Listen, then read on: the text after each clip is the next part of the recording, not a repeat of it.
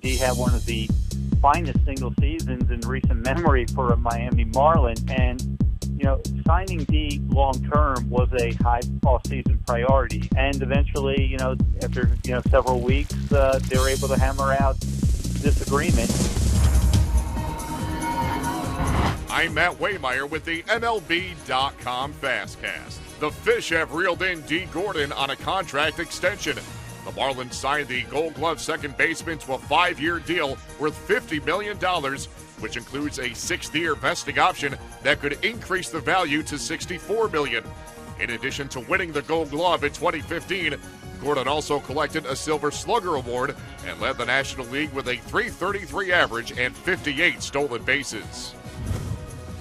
Hours ago, there was a press conference in Mexico City announcing that the Padres would be returning to play in Mexico the first time in, I think, 14 years on Mexican soil. We will be playing 2 spring training games. The Astros and Padres will be spending part of their spring south of the border.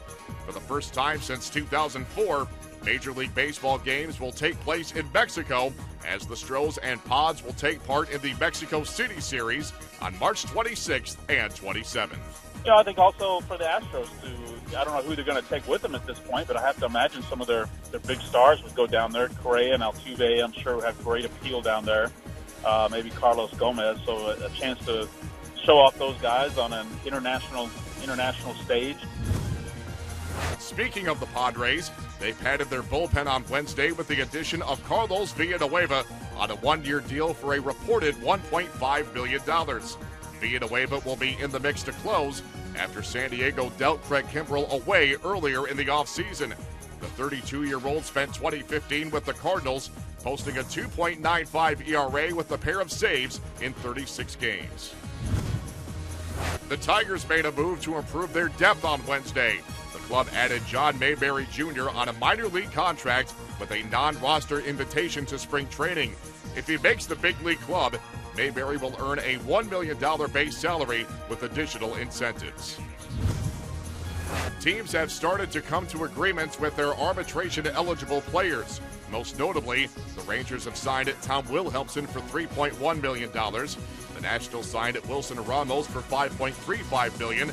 The Athletics signed Yonder Alonso for $2.65 million. And the Tigers signed Justin Wilson for $1.52 million. For a complete list of arbitration deals, head to MLB.com. And finally, Carlos Beltran's efforts to push for Spanish-language translators in Major League Baseball became a reality this offseason.